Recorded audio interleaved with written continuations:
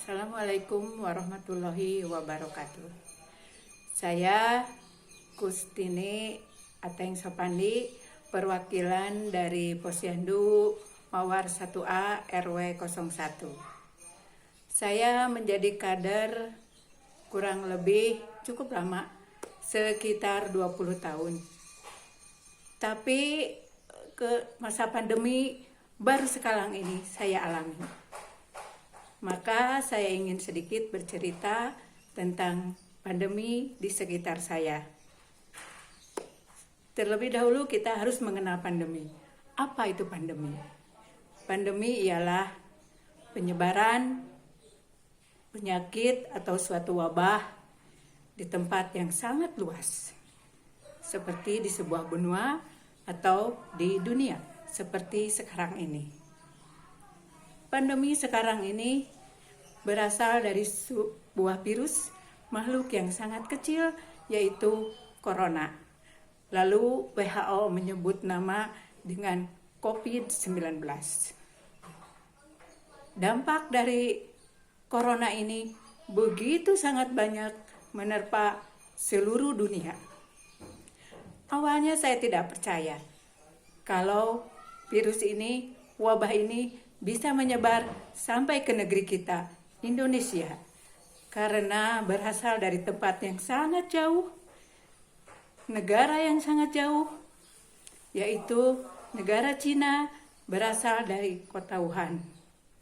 Tetapi penyebarannya begitu sangat cepat, menyebar ke seluruh penjuru dunia, tak peduli negara miskin, negara berkembang, ataupun negara maju, termasuk negara kita, Indonesia, bakal sampai ke kampung kita, kampung suku Lama.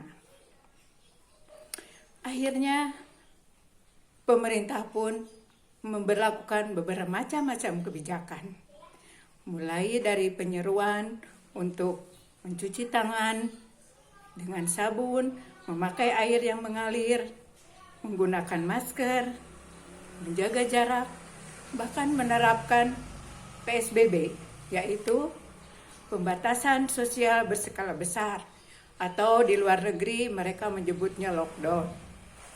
Tapi di Indonesia tidak. Kalau di luar negeri mereka menutup diri, orang luar tidak bisa masuk ke negerinya, begitupun sebaliknya. Tetapi di Indonesia lebih bijaksana. Kita hanya memberlakukan PSBB saja. Hanya tempat-tempat yang berzona rawan, yang tidak memperbolehkan warganya keluar ataupun masuk ke daerahnya. Dampak pandemi ini memang begitu menyeluruh, hingga berdampak kepada sosial, budaya, pendidikan, agama, bahkan ekonomi. Banyak sekolah-sekolah, hampir semua sekolah-sekolah ditutup. Proses pendidikan, belajar, mengajar tidak lagi diadakan. Tempat-tempat ibadah pun ditutup, termasuk masjid-masjid, gereja-gereja, dan lain sebagainya.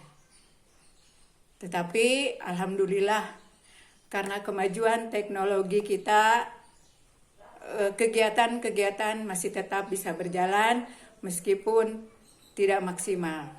Kita masih tetap bisa melakukan tugas-tugas kita sebagai guru-guru yang mengajar di sekolah, masih tetap bisa mengajar murid-muridnya. Terus ulama-ulama masih tetap bisa mendakwahkan kepada umaroh-umarohnya. Begitupun pemerintahan, antara pimpinan dan bawahan, semuanya masih tetap bisa berjalan walaupun tidak maksimal. Pandemi ini juga berdampak pada kegiatan Posyandu yang selama ini saya laksanakan setiap 1 bulan sekali. Posyandu pada awalnya ditutup untuk menghindari penyebaran virus ini. Tetapi akhirnya diinstruksikan Posyandu boleh dibuka. Bahkan harus dibuka karena pelaporan harus tetap berjalan. Akhirnya kita membuka Posyandu dengan memakai syarat-syarat seperti protokol kesehatan, yaitu memakai masker tentunya, menggunakan glove, dan menghindari kerumunan. Kita yang biasa di satu titik balita datang ke tempat kita, akhirnya kita membuat beberapa titik sesuai dengan RT-nya masing-masing, karena di wilayah saya ada 4 RT, RT 1, 2, 3, dan 5. Jadi dibagi beberapa titik per RT. Lalu balitanya dibagi beberapa bagian per jumlah kader. Kader kita ada 14 orang, tetapi yang aktif sekitar 11 orang. Maka balita kita yang berjumlah 84, kita bagi menjadi per orang itu ada yang 5 sampai 9 orang. Balita tetap mengunjungi kita timbang seperti biasa, kita berikan vitamin, kita berikan obat cacing di waktu-waktu tertentu, dan jika mereka tidak sempat datang ke tempat kita, kita datang ke tempat mereka. Kita kunjungi mereka, alhamdulillah semuanya berjalan lancar. Kami pun para kader sehat-sehat semua, termasuk keluarganya. Tak ada seorang pun yang terkena virus ini. Syukur kepada Allah Subhanahu wa Ta'ala. Kita yang bekerja skala sukarela bisa menjalankan tugas kita dengan baik walaupun tidak maksimal. Kemudian pandemi ini karena begitu meluas sampai juga ke tempat saya, ke RW saya, RW 01. Bahkan ke RT saya. Ada beberapa keluarga yang terkena virus ini. Mereka diisolasi. Kita sebagai tetangga, sebagai orang-orang yang peduli pada mereka, kita bergotong royong untuk membantu mereka, memberikan support, memberikan sedikit rezeki, dan sebagainya. Alhamdulillah, warga sekitar kita begitu mempunyai jiwa sosial yang begitu tinggi, yang membuat saya menjadi merasa bangga jadi bagian negeri ini, jadi bagian bangsa ini, karena mempunyai jiwa sosial yang begitu tinggi, yaitu bangsa Indonesia. Kemudian